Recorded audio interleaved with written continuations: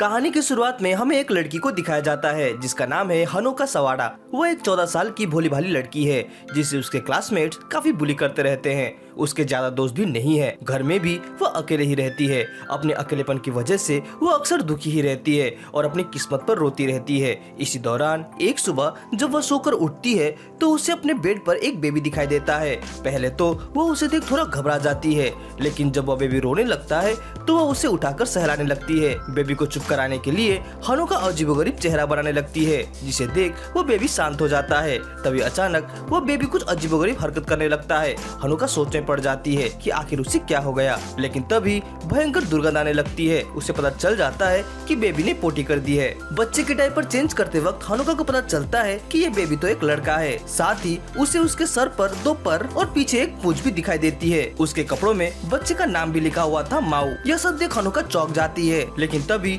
माऊ रोने लगता है। शायद उसे भूख लगी थी। हनोका उसे दूध पिलाती है और उसे साफ कर उसे एक ड्रैगन आउटफिट पहना देती है। उसके बाद जब वह उसे घुमाने ले जा रही होती है तभी हनोका को रास्ते में वही पुलिस लड़कियां दिखती है, जो कि उसे धमकाते हुए कहती है कि वो टीचर को ये बात कह देगी कि वो झूठ मूठ में क्लास स्किप कर रही है। अगर हनोका नहीं चाहती कि वो ऐसा ना कहे तो उसे उन लड़कियों के पूरे मंथ की क्लास क्लीनिंग का काम खुद करना होगा। यह सुनकर हनोका रोने लगती है। उसके उदास चेहरे को देख माँ से रहा नहीं जाता और वह अपने फायर ब्रीथ से उन दोनों लड़कियों को वहाँ से भगा देती है। माँ की अदाओं पर हनोका बहुत ही मोहित हो जाती है और वह उसकी फोटो खींचने लगती है, लेकिन उसे पता नहीं कि आगे माँ का क्या करना है। वो अपने एक दोस्त क्यू को अपने घर में बुलाती है। इसी दौरान किसी दूसरी दुनिया के कुछ लोग उन दोनों को देख रहे होते हैं, जहाँ वो आपस में बात करते हुए कहते हैं कि क्या अपने बच्चे को ऐसी लड़की के हाथ में सौंपना सही होगा जो कि खुद छोटी छोटी बातों में रोती रहती है। इधर क्यू हनोका के घर आ जाता है। वह अपने साथ अपने एक दोस्त शिन को भी लेकर आता है। शिन के बारे में खास बात यह है कि वह हर छोटी छोटी बात पर गुस्सा होता रहता है। हनोका के स्कूल में एब्सेंट होने और अचानक से उसके पास एक बच्चे के आ जाने पर शिन उसे डांटने लगता है, जिसे सुन हनोका फिर से रोने लगती है। इसे देख माओ को गुस्सा आता है और वह अपने फायर ब्रीथ से शिन पर हमला कर देती है। बाद में वे तीनों माओ को ध्यान से देखने लगते हैं। वे उसके पर और पूंछ की भी टेस्ट लेने लगते हैं। क्या यह असली भी है? माओ को इसमें दर्द होता है और वह रोने लगता है। शिन आगे आकर उसे अजीबोगरीब तरह से चुप कराने की कोशिश करता है, लेकिन इस पर माओ और भी जोर से रोने लगता है। हनोका झट से माओ को अपने पास ले आती है। उसकी गोद में आकर माओ चुप हो जाता है और हंसने लगता है। बच्चे की एग्जामिन करते हुए अचानक क्यू खड़ा हो जाता है और यह कहते हुए कि उसके एनिमे देखने का टाइम हो गया है, वो वहाँ से चला जाता है। हनोका और शिन यह सुनकर चौंक जाते हैं और उसे रोकने के लिए उसके पीछे पीछे जाने लगते हैं।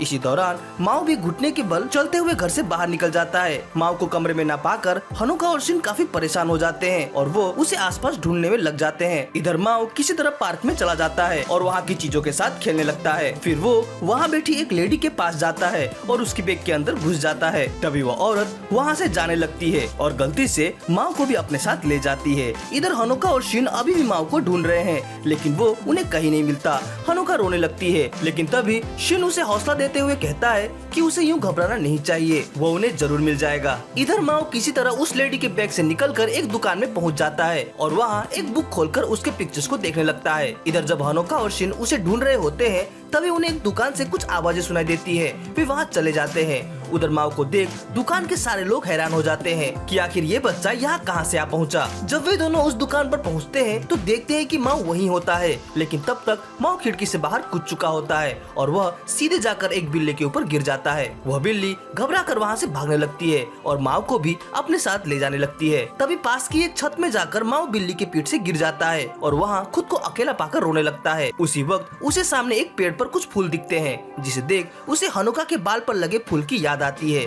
और वह उसे तोड़ने के लिए आगे बढ़ता है। तभी हनोका और शिन उसे देख लेते हैं। वे यह देख काफी डर जाते हैं क्योंकि माओ के आगे बढ़ने पर वह नीचे गिर जाएगा। इधर माओ फूल तोड़ने के लिए आगे बढ़ता है और छत से नीचे गिर जाता है, लेकिन तभी उसी वक्त एक मूंछों वाला आदमी अचानक कहीं से प्रकट हो जाता है और माओ को पकड़ लेता है। फिर वो माओ को हनोका को देते हुए कहता है कि वो उसके पीछे पीछे आए। वह उनको माओ से जुड़ी हुई कुछ खास जानकारियाँ देगा। यह कहकर वो वहाँ से भागने लगता है। माओ और शिन भी उसके पीछे पीछे जाने लगते हैं। वह आदमी अपने डेवल नर्सरी के सामने आकर खड़ा हो जाता है और उन्हें बताता है कि वो यहाँ का प्रिंसिपल है और जो बच्चा उनके पास है वो एक डेविल बेबी है। यह सुनकर तो उन दोनों के होश उड़ जाते हैं। बाद में शिन प्रिंसिपल से पूछता है कि अब उन्हें इस बच्चे का क्या करना चाहिए। इस पर प्रिंसिपल कहता है कि उन्हें घबराने की कोई जरूरत नहीं, वो लोग दिन भर माओ का ख्याल रखेंगे, लेकिन उसके बाद उसे हनोका के साथ ही रहना पड़ेगा। पर हनोका अभी काफी छोटी है माओ की जिम्मेदारी लेने के लिए। इसी कारण प्रिंसिपल उसे बस 1 महीने रुकने को कहता है। वो माओ के लिए कोई दूसरी फैमिली ढूंढ लाएगा। हनोका मान जाती है। जब वे घर में पहुँचते हैं तो वहाँ क्यू बैठा होता है, जो कि अपनी एनिमी खत्म करके आया था। शिन उसे देख काफी गुस्सा होता है। बाद में क्यू शिन को हनोका की फैमिली के बारे में बताता है कि उसके पेरेंट्स बचपन में ही गुजर गए थे और अब वो अपने एक आंटी के साथ रहती है, जो कि काम की वजह से कभी कभार ही उसके यहाँ आती है। वह अकेले माओ का ख्याल नहीं रख सकेगी, इसीलिए क्यू शिन को यह सजेस्ट करता है कि वह माओ का डैड बन जाए। फिर वह कहता है कि यह भार वह खुद ही ले लेता, पर एनिमी देखने में बिजी होने की वजह से वो यह नहीं कर सकेगा। ये सब सुनकर वे दोनों चौंक जाते हैं। रात में हनोका एक माँ की तरह माओ को प्यार से अपने पास सुलाती है। अगली सुबह माओ बहुत जल्दी उठ जाती है और हनोका को परेशान करके उसे भी उठा देती है। हनोका स्कूल जाने से पहले माओ को डे केयर के टीचर के हाथों में छोड़कर वहाँ से चली जाती है। हनोका को जाता देख माओ जोर जोर से रोने लगता है, पर टीचर उसे किसी तरह चुप करा ही लेती है। स्कूल के बाद जब हनोका माओ को लेने आती है तो माओ फिर से उसे देख रोने लगता है। उसने उसे डे केयर पर अकेला छोड़ दिया था, इस वजह से माओ हनोका से काफी गुस्सा है। वह हनोका के हर बात को नकार कर अपना गुस्सा जाहिर करने लगता है। इसी दौरान शिन वहाँ पर आता है। वह अपने पिता होने का फर्ज निभा रहा है। जब उसे उन दोनों के बीच की सिचुएशन का पता चलता है तो वह उन्हें फिर से एक करने के लिए एक प्लान आजमाता है। वो माओ को जलाने के लिए हनोका की गोद में सो जाता है और माओ को पुकारने लगता है। शिन को हनोका की गोद में देखकर माओ को काफी जलन होने लगती है और वह शिन को वहाँ से हटाकर खुद ही हनोका के गोद में सोने लगती है। इस तरह शिन की वजह से माँ और बेटे का फिर से मिलाप हो जाता है। तभी अचानक उस कमरे में प्रिंसिपल ना जाने अचानक कहीं से आ धमकते हैं। वो दोनों उनको कमरे में देख चौंक जाते हैं। प्रिंसिपल यहाँ आने का कारण बताते हुए कहते हैं कि कल उन्हें पेरेंट्स गैदरिंग के लिए स्कूल में आना है और वो यहाँ उन्हें इन्वाइट करने के लिए आए हैं। ये सुनकर शिन और हनोका दोनों ही चौंक जाते हैं, क्योंकि उन्हें अभी अभी पता चला है कि माओ के अलावा और भी कई सारे डेविल बेबीज मौजूद हैं। अगले दिन शिन और हनोका स्कूल मीटिंग में जाते हैं। वहाँ वे 2 अन्य डेविल बेबी और उसके पेरेंट्स को देखते हैं। वे पेरेंट्स एक दूसरे से झगड़ रहे थे और एक दूसरे के बेबीज को इंसल्ट कर रहे थे। बात इतनी बढ़ जाती है कि पेरेंट्स अपने बेबीज को एक दूसरे पर अटैक करने को कहते हैं। दोनों बेबीज एक दूसरे पर अटैक करते हैं, जिसमें से एक बेबी के पास आइस पावर है तो दूसरे के पास लाइटनिंग की। जब वे एक दूसरे पर अटैक कर रहे होते हैं तो बीच में प्रिंसिपल आ जाता है और वो उन दोनों के हमले का शिकार बन जाता है। बाद में प्रिंसिपल किसी तरह उन दोनों पेरेंट्स को शांत कर देते हैं। हनोका प्रिंसिपल से पूछती है कि आखिर वो दोनों आइस और लाइटनिंग की पावर को कैसे यूज कर पा रहे हैं। साथ ही वो उनसे माओ के पावर के बारे में भी पूछती है। इस पर प्रिंसिपल उसे समझाते हुए कहते हैं कि ये डेविल बेबीज जिस भी क्रिएचर की कॉस्ट्यूम को पहनते हैं वो उसी के पावर को इस्तेमाल करने में सक्षम हो जाते हैं। जैसे कि माओ ने ड्रैगन का आउटफिट पहना है तो वो फायर ब्रीदिंग का इस्तेमाल कर सकेगा। इसको दिखाने के लिए वो प्रिंसिपल हनोका को डराने की कोशिश करते हैं। जब माओ हनोका को डरा हुआ देखता है तो प्रिंसिपल पर अपने फायर ब्रीदिंग का अटैक कर देता है। फिर वह हनोका को समझाते हुए कहते हैं कि वे अपनी शक्तियों को इस्तेमाल तभी करते हैं जब उन्हें लगता है कि उनकी मामा को कोई खतरा हो। वो इसे डेमोन्स्ट्रेट करने के लिए फिर से उन तीनों पेरेंट्स को डराने की कोशिश करते हैं और फिर से उन तीनों बच्चे के हमले का शिकार बन जाते हैं। हनोका अपने प्रति माओ के प्यार को देख खुशी से फूले नहीं समाती। शिन को भी माओ के इस प्रोटेक्टिव नेचर को देख काफी अच्छा लगता है और अब वह भी एक अच्छा फादर बनने की ठान लेता है। अगले दिन शिन सुबह सुबह ही हनोका के घर आ जाता है। वह कहता है कि आज से वो माओ के फादर बनने की जिम्मेदारी को पूरी तरीके से निभाएगा। फिर वह हनोका से पूछता है कि क्या माओ ने नाश्ता कर लिया। हनोका के नहीं कहने पर वह हनोका पर चिल्लाने लगता है, इतनी देर हो गई और बच्चे ने अभी तक खाना नहीं खाया। इसे सुन हनोका अपनी पीठ में माओ को लिए हुए जल्दी जल्दी नाश्ता तैयार करने लगती है, लेकिन इस दौरान हड़बड़ी में उसकी उंगली कट जाती है। शिन जल्दी से उसके पास जाता है और उसके खून को रोकने के लिए उसकी उंगली को चूसने लगता है। हनोका इसे देख काफी शर्माने लगती है। फिर शिन हनोका को आराम करने को कहकर खुद ही नाश्ता बनाने चला जाता है। ब्रेकफास्ट के दौरान हनोका काफी परेशान रहती है। उसे लगता है कि शायद शिन उसे अच्छी मम्मी नहीं मानता। हनोका को उदास देख माओ का चेहरा भी उतर जाता है। बाद में जब हनोका माओ को नर्सरी लेकर जाती है तो उसके उदास चेहरे को देख टीचर उससे पूछती है कि वो इतनी उदास क्यों है। तभी प्रिंसिपल वहाँ प्रकट हो जाते हैं। वो माओ की परेशानी को जान जाते हैं कि जरूर पेरेंटिंग में असफल होने के कारण वो उदास है।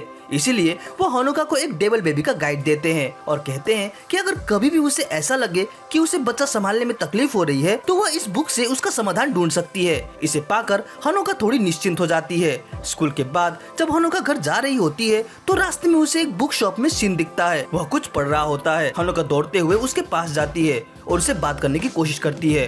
शिन उसे देख घबरा जाता है और उस पर चिल्लाने लगता है। इससे हनोका को काफी बुरा लगता है और वह रोते हुए वहाँ से चली जाती है। बाद में जब वो तीनों साथ में होते हैं तो हनोका शिन के ही बारे में सोच रही होती है और उसके दिन के बर्ताव पर मायूस होती है। जब माओ उसे मायूस देखता है तो उसे खुश करने के लिए वो उसकी गोद में आकर उसे कंफर्ट करने की कोशिश करता है। तभी हनोका की आंखों से आंसू आ जाते हैं। इसे देख माओ भी उदास हो जाता है। रात को सोते समय माओ काफी रोने लगता है। हनोका देखती है कि माओ को तो काफी ज्यादा बुखार है। अपने कुछ भूले हुए सामान को वापस लेने के लिए शिन वहाँ पर आता है। शिन को देख हनोका उसे पकड़कर रोने लगती है क्योंकि उसे पता नहीं कि माओ के इस सिचुएशन को उसे कैसे हैंडल करना है। माओ की हालत को देख शिन सोचता है कि आखिर एक डेबल बच्चे को ह्यूमन हॉस्पिटल में ले जाना ठीक नहीं रहेगा। उसे लगता है कि इसके लिए प्रिंसिपल से एडवाइस लेना ही सही होगा। तभी हनोका को प्रिंसिपल की दी गई बुक याद आती है और वह उसे शिन को दे देती है। बुक के द्वारा उन्हें पता चलता है कि डेबल बेबी तब बीमार होते हैं जब वे बहुत ज्यादा स्ट्रेस में होते हैं और उनका यह स्ट्रेस तभी कम होता है जब वे अपना मैजिक को यूज करते हैं। इसे ट्राई करने के लिए शिन हनोका को झूठ मूठ में परेशान करता है, जिस पर माओ शिन पर अपनी शक्ति से हमला कर देता है और उसे काफी राहत भी मिल जाती है।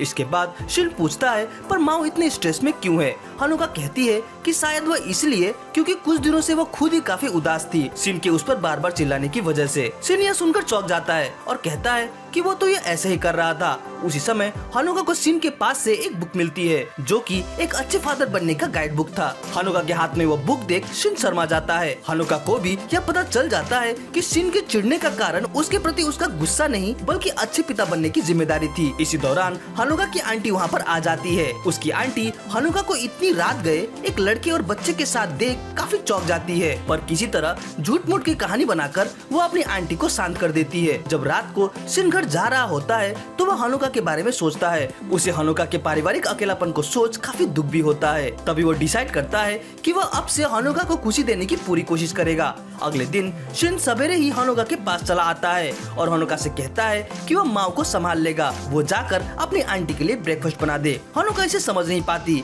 फिर वो उसे समझाता है कि वह हमेशा उदास रहती है जिससे माओ की तबीयत खराब होती है। अगर वह उसके आंटी के साथ उसकी रिलेशनशिप को और अच्छा बना लेती है तो वह भी खुश रहेगी और माओ भी स्वस्थ रहेगा। यह कहकर शिन माओ को अपने हाथों में ले लेता है पर माओ रोने लगता है। शिन को लगता है कि माओ अभी भी उसे पसंद नहीं करता लेकिन वह उसे संभालने की पूरी कोशिश करता है। इस दौरान हनोका अपनी आंटी के लिए लंच बॉक्स तैयार करने लगती है लेकिन जब उसकी आंटी उसके पास आती है तो वह इतनी घबरा जाती है कि वह उसे लंच दे नहीं पाती। हनोका अपनी नाकामी पर रोने लगती है। अगली सुबह शिन फिर से हनोका के पास आता है और माओ को पकड़कर उससे खेलने लगता है पर अब भी माओ रोने लगता है। हनोका के पूछने पर कि वह ऐसा क्यों कर रहा है वो कहता है कि वह माओ को अपनी आदत लगवा रहा है। माओ रोता ही रहता है पर शिन हार नहीं मानता और उसे खुश करने में लगा रहता है। इधर हनोका भी अपनी आंटी के लिए ब्रेकफास्ट बनाने लगती है पर आंटी इतनी बिजी है कि वो उसके बनाए हुए ब्रेकफास्ट को खा नहीं पाती। हनोका उदास हो जाती है। शिन उसे समझाता है कि उसे अपनी फीलिंग को अपनी आंटी के साथ शेयर करना चाहिए। उसके कहे अनुसार ही वो किसी तरह अपनी हिम्मत जुटाकर आंटी से अपनी फीलिंग को बयां करती है और कहती है कि वो बहुत ही अकेलापन महसूस करती है। वो चाहती है कि वो अक्सर उसके पास आया करे। उसे उनका आना बहुत अच्छा लगता है। यह सुनकर आंटी काफी भावुक हो जाती है और उससे वादा करती है कि वो उससे मिलने आती रहेगी। हनोका काफी खुश हो जाती है और वापस आकर वो खुशी से माओ को उठाती है। वो शिन को उसका साथ देने के लिए थैंक्स करती है। उन दोनों को इतना खुश देखकर माओ भी बहुत ज्यादा खुश हो जाता है। अगले दिन शिन और हनोका दोनों ही माओ को लेकर उसके स्कूल में जाते हैं। उन दोनों को साथ देख प्रिंसिपल कहते हैं कि वे एक परिवार की तरह लग रहे हैं। शिन कहता है पर माओ अभी भी मेरे बाहों में आने से रोता है। तभी वहाँ खड़ी टीचर माओ को शिन के हाथ में पकड़ा देती है पर इस बार माओ नहीं रोता। दोनों यह देखकर चौंक जाते हैं कि माओ ने शिन को आखिरकार अपना ही लिया है। शिन को पेरेंट्स डे की पोस्टर दिखती है। वो कहता है कि इसमें तो बड़ा मजा आने वाला है पर हनोका काफी परेशान है क्योंकि इस प्रोग्राम के लिए हनोका और माओ को बाकी दो बच्चों और उसके पेरेंट्स के साथ प्रैक्टिस करना है जिनके साथ उसका पिछला अनुभव कुछ खासा अच्छा नहीं था। इस पर शिन उसे सांत्वना देते हुए कहता है कि जो भी होगा अच्छा ही होगा। अगले दिन नर्सरी में वे तीनों बेबीज क्लास की शुरुआत प्रिंसिपल को अटैक करके करते हैं। उसके बाद प्रिंसिपल उन तीनों बेबीज और उनके माओ को एक दूसरे से इंट्रोड्यूस कराते हैं और उन्हें प्रैक्टिस करने के लिए छोड़ देते हैं। पहले तो हनोका को काफी डर लगता है पर बाद में वे मिलकर प्रैक्टिस करने लगते हैं। प्रैक्टिस के दौरान बाकी दोनों बच्चे तो अपने मॉम के इंस्ट्रक्शन को अच्छी तरह से फॉलो करते हैं, पर माओ का अपना अलग ही अंदाज है, जिसे देख हनोका काफी एम्बेरस हो जाती है। इंस्ट्रूमेंट प्रैक्टिस के दौरान भी माओ बाकी दो बच्चों के मुकाबले बिल्कुल अलग ही बीट में बजा रहा होता है। यहाँ भी हनोका काफी शर्मिंदा हो जाती है। इसे देख उनमें से एक लेडी शियोरी हनोका को ताना मारते हुए कहती है कि क्या माओ उसकी बात कभी सुनता भी है। इसे सुन दूसरी लेडी मित्सुकी हनोका को डिफेंड करती है और शियोरी को चुप रहने को कहती है। क्लास क्लीनिंग के दौरान माओ और राई अच्छी तरह से जगह को साफ करती है, पर केरेन सफाई न करके और ज्यादा चीजों को बिखेरने लगती है। उसकी माँ उसे ऐसा करने से रोकती है। इस पर शियोरी उसे कहती है कि उसने अपने बच्चे को बहुत ही बिगाड़ कर रख दिया है। इसे सुन उन दोनों के बीच फिर से झगड़ा शुरू हो जाता है और यह इतना बढ़ जाता है कि वो एक दूसरे से प्रैक्टिस करने से इनकार कर देते हैं। बेचारी हनोका उन दोनों के झगड़े के बीच फंस जाती है। घर आकर हनोका शिन को सारी बातें बताती है और माओ के खराब परफॉर्मेंस को भी। इस पर शिन माओ की प्रैक्टिस देखता है। इसे देख वो हंस कर लोटपोट हो जाता है। फिर वो माओ से गले मिलते हुए कहता है कि ये तो माओ का चार्म है। सबसे जरूरी बात यह है कि माओ इसे एंजॉय कर रही है, पर हनोका को माओ को परफेक्ट ही बनाना है। अगले दिन उन दोनों बेबीज की मॉम्स अब भी एक साथ प्रैक्टिस करने के मूड में नहीं है। इस पर प्रिंसिपल उन्हें बच्चों की एकजुटता और इससे उनकी खुशी को दिखाकर उन लेडीज को यह एहसास दिलाते हैं कि साथ मिलकर काम करना कितना अच्छा होता है,